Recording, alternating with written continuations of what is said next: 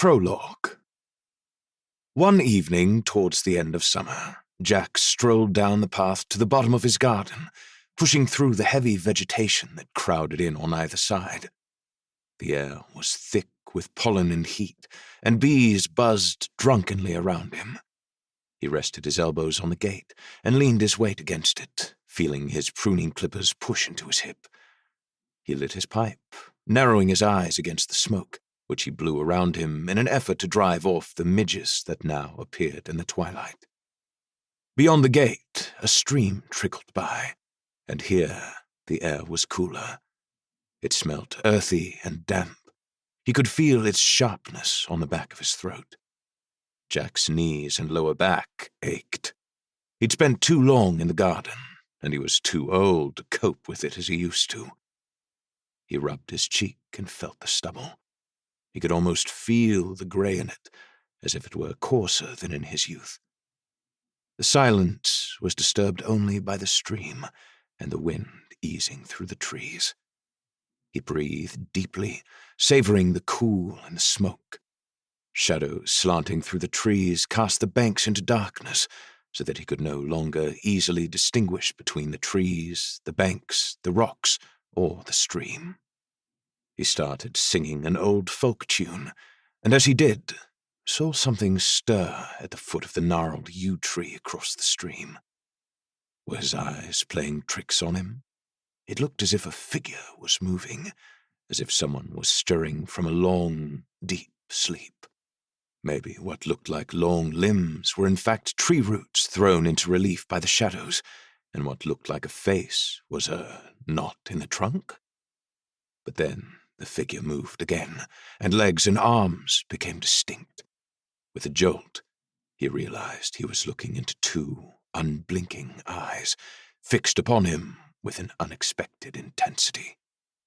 Jack's singing faltered, and he blinked rapidly, several times. The figure moved its head as if it were a snake, its eyes glittering before blinking languorously. It rose in one swift movement and became a man. No, not a man, but something that looked like a man, tall and slim with the grace of wind through tall grass or water over stones.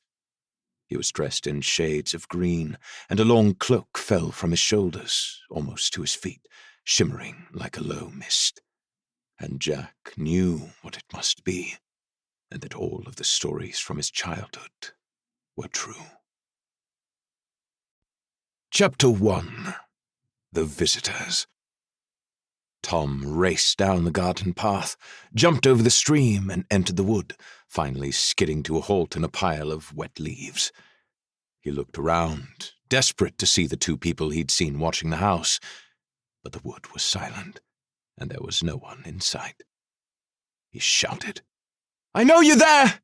I saw you! Show yourselves!" Nothing moved, and his words hung on the air like his frosty breath.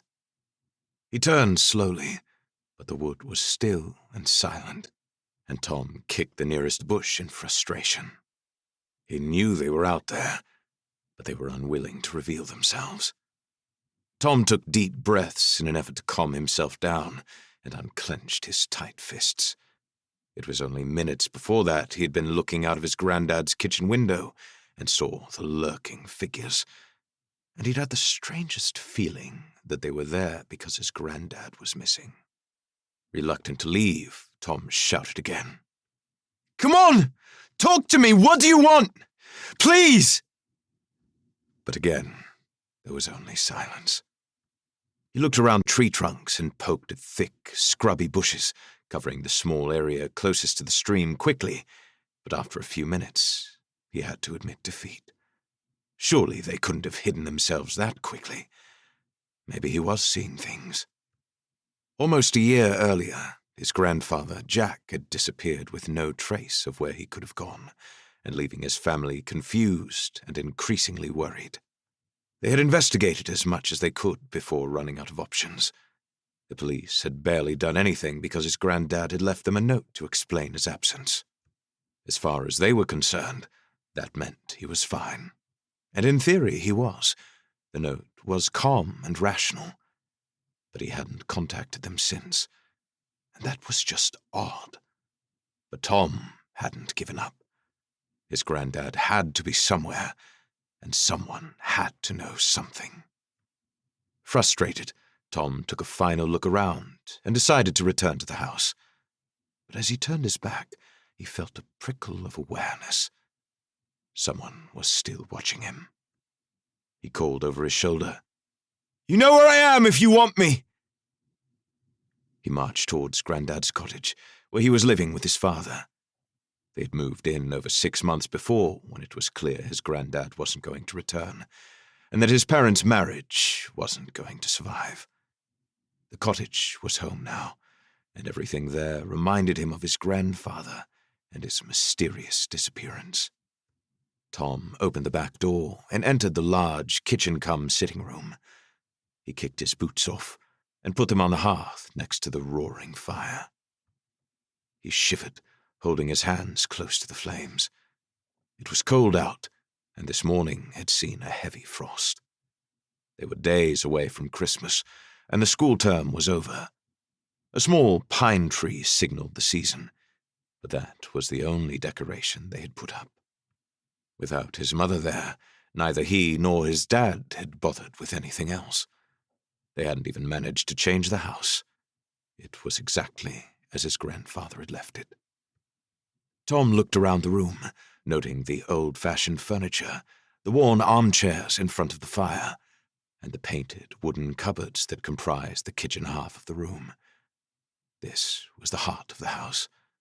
There was also a small living room, but his grandfather had spent most of his time in here.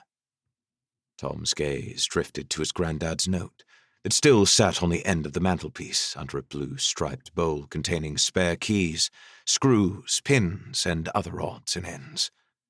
He picked it up, his eyes running down the page. He had told them very little, only that he was going away with a new friend and not to worry. Not to worry. His granddad was exasperating. He'd never known his granddad to go anywhere before, but his dad told him he'd traveled a lot when he was younger. Maybe he had been bored and wanted a change.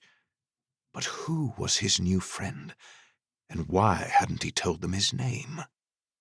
A knock at the front door disturbed his thoughts, and then a voice shouted, "Tom, it's just me!" It was his cousin, Beansprout, who at 15 was about a year younger than him. She was called Beansprout because of her skinny frame, but her real name was Rebecca. She barreled through the door, her long, strawberry blonde hair swinging, and grinned. "Hey, Tom, my mum sent me over with mince pies." She set the old biscuit tin down on the table and narrowed her eyes at him. "Why are you looking at Grandad's note? Have you found out something?" He shook his head. "Not really. I thought I saw some people watching the house from the wood." He jerked his head towards the back of the house. "I think I'm just imagining things. Stupid, really." He dropped into the chair by the fire and watched the crackling flames, feeling a wave of sadness wash over him. In all likelihood, he'd never see his granddad again. He just had to accept it. All he could hope was that he was safe and well somewhere. Beansprout slumped in the opposite chair and stared into the fire too. "It sucks, doesn't it? I miss him too. Mum refuses to talk about it anymore. It upsets her too much. What a weird thing to do, to just go, leaving everyone behind. What kind of new friend could make you do that?" Tom asked. He could recite the note by heart now. He'd examined every word, trying to find meaning in nothing. Beansprout sighed. "It must be someone very special to make you leave your family. Unless he was taken by force." Tom barked out a laugh. "Why would anyone kidnap Grandad? We've not had a ransom note either. Sorry, just pointless thinking. Again." She stood and brought the biscuit tin over, and sitting again, reached in for a mince pie, then handed the box to Tom. "Here you go." He helped himself and munched silently, thinking of how he'd felt in the wood. What if I'm not imagining things? What do you mean? I honestly felt as if I was being watched out there. If they were just dog walkers, I'd have seen them. Why would they hide? That seems mad. Maybe they'd already walked on. Tom shook his head. I raced over there. They were hiding when I saw them from the window, ducking behind tree trunks, especially that massive yew. Maybe you are right then. Maybe they are here about Grandad. Beansprout started to get excited. Perhaps they have some news. But why wouldn't they talk to me? Why hide? Maybe they want to break in? Tom looked skeptical. In the daylight? Maybe it's a secret organization. Beansprout's eyes were wide with intrigue. That's one of your nuttier ideas, he said, finishing the mince pie and reaching for another. And you have a better one? Tom contemplated telling her what he'd been thinking for ages, but his idea was worse than hers. However, there was a reason he got on with Beansprout more than his other cousins, more even than his younger sister, and that was because she was open to all sorts of interesting ideas. He summoned his courage and asked, "What if he's somewhere else?" She paused. What do you mean? No one's seen him or heard from him. You'd have thought he would phone or email or write a postcard, but there's been nothing for well over a year. He disappeared at the end of the summer. No one's found a body either. Beansprout grimaced. Tom, that's gross. We have to be realistic. He's been gone for ages. Why wouldn't he get in touch? That means he's either dead or somewhere else. And by that, you mean? He faltered. Not in this world. Beansprout fell silent, watching him, a myriad of emotions running across her pale, freckled face. That's quite a wild suggestion. I know. Is this because of your dreams? He shrugged, uncomfortable that she'd brought them up. Sort of. Are you still having them? Yes, almost every night now. Ever since their granddad had disappeared, Tom had been having strange dreams, and over the past few months they had been getting more and more frequent. Remind me what happens in them? She said, attentive. I see a woman with long, silvery hair who tells me to hurry up, that I'm needed. Sometimes I see a sword, lots of water, and then I get this feeling that I need to do something. Beansprout leaned forward. And they don't change? No, that's what's really weird. Dreams are never the same all the time. This one is. You're sure you don't know who it is? Are you sure she's not been on the TV? No, I think she's trying to communicate with me. You'd think she'd pick an easier way, like the phone. Tom absently chewed his pie. Exactly. I think she doesn't phone because she can't. But does she ever mention Grandad? No. So how are they connected? Because this only started when he disappeared, Tom said, his voice rising. All right, calm down. Beansprout brushed crumbs off his sweatshirt. Okay, if you're so convinced, let's go for a walk and try to find your visitors. Now? He looked towards the windows. It's already getting dark.